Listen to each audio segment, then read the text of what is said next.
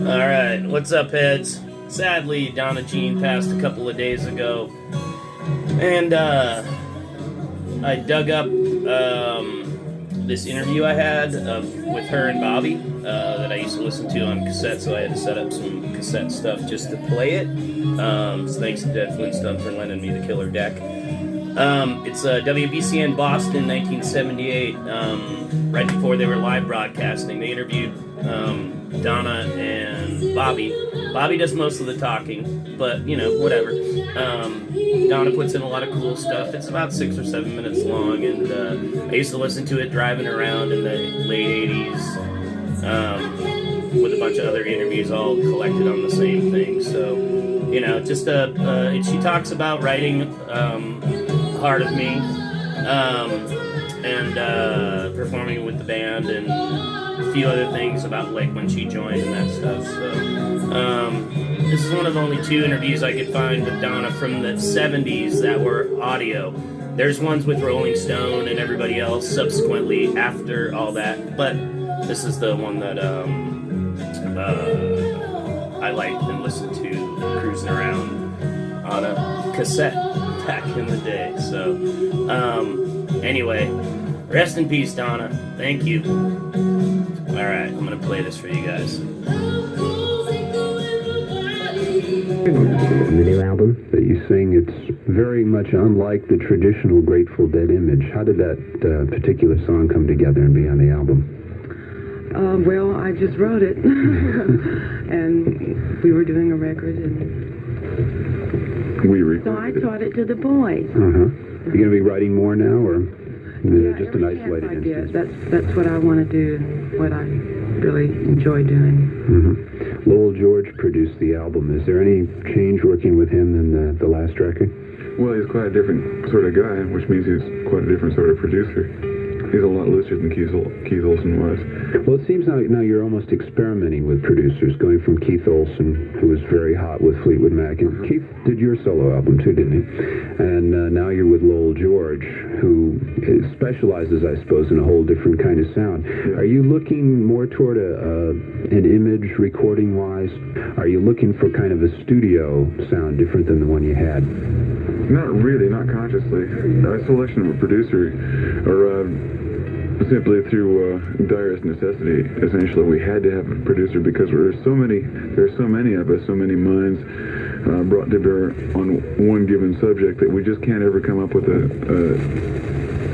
anything. There's too much discussion. We never get anything done. For example, like on what things? On songs to use? On songs to use, on how the arrangement should go. It just takes forever to come up with agreement. And if you have somebody, a strong man, to sort of keep the trains running on time or whatever, get everything happening and make decisions, that's essentially what you're paying a producer for. How were you satisfied with the sound of the album and the way it came out? Not entirely. Of course, I never am. There's always more that could have been done. When you get done with a record, you just have to, at one point or another, cut it loose. It's like anything else. It's like a painting. You have to learn to stop putting it on after a while. What made you decide to do Good Lovin' on the album? That's a big request item. And well, you've done cover versions before, so it's really nothing new. But it's just, how'd you discover the song? Were you into the Rascals version? Pigpen used to do the song, and he got it from the Olympics version, the original version, at least that I heard. And then the Rascals copped that, and then meanwhile we've been doing it all along. What's the difference in the way you're recording now and the way on your first record? I understand that only took like 3 days to record. How far have you come since then? I imagine you were in. It's real different. That was a 4-track record. I mean, a 4-track recording machine. There wasn't a whole lot in the way of overdubbing or anything like that. Most of it happened live back then.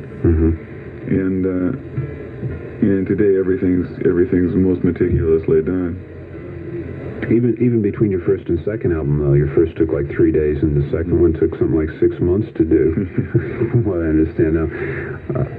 Why the difference? Oxo Moxo, I think, or Anthem of the Sun. Anthem of the Sun, yeah. That was a bit indulgent. And that first album, we never really got a chance to get into and understand the recording arts. It was done so fast that it just went by. And we sort of took our time the second time around and more than produced a great album. What we did was we learned about recording, or at least began learning about recording as the art started to develop. Well, one thing you guys always did seem to have, or maybe you can tell us a little bit about how it got started, it always seemed that your sound systems were very much better than the run-of-the-mill thing that you'd see at a concert. How did you get into getting the sound as finely honed as it is, technically? I think that probably dates back to our original association with Owsley, just our fascination for sound. Owsley was, among other things, a sound man, and a good one. And he taught us a bunch about sound, about projection and all that kind of stuff, and made us real quality conscious. Yeah. Did people try to talk you out of it for economic reasons in the beginning? Did they say, hey, look, it's just not worth spending the money, that they're not going to appreciate it anyway? All along. Well, it did end up costing too much money. Yeah, sure. at one point with that monster system we had, we just ran ourselves into the hole behind it. We couldn't feed that bulldog. Donna, maybe you could tell us a little bit about how you and Keith joined the band, going back again. This is for the historical side. Well, we both saw the Grateful Dead at the same time, and it was different than anything I'd ever heard, and the music business had kind of left me flat, in muscle shows in Memphis around. What were you doing before that musically? Sessions? Doing sessions, yeah, in Memphis and Nashville and muscle shows. And you were tired of that whole scene? Yeah, and I moved out to California and saw the Grateful Dead and immediately got wigged out. I got right back into it. What about on your side, Bob? How was that? That's all I've ever done, really. I ran away for a little while and tried cowboy, and that was way too hard. And I was way too young to do anything else anyway. And music was always sort of beckoning from around the corner. It's all I've ever really wanted to do. Yeah. It's all I've ever really done. Your solo album is maybe the most different, I think, in approach from anything that individual members of the Dead have recorded. It was, and this is not to use the term in a negative fashion, it was slicker. It was a smoother sound. It's that high gloss.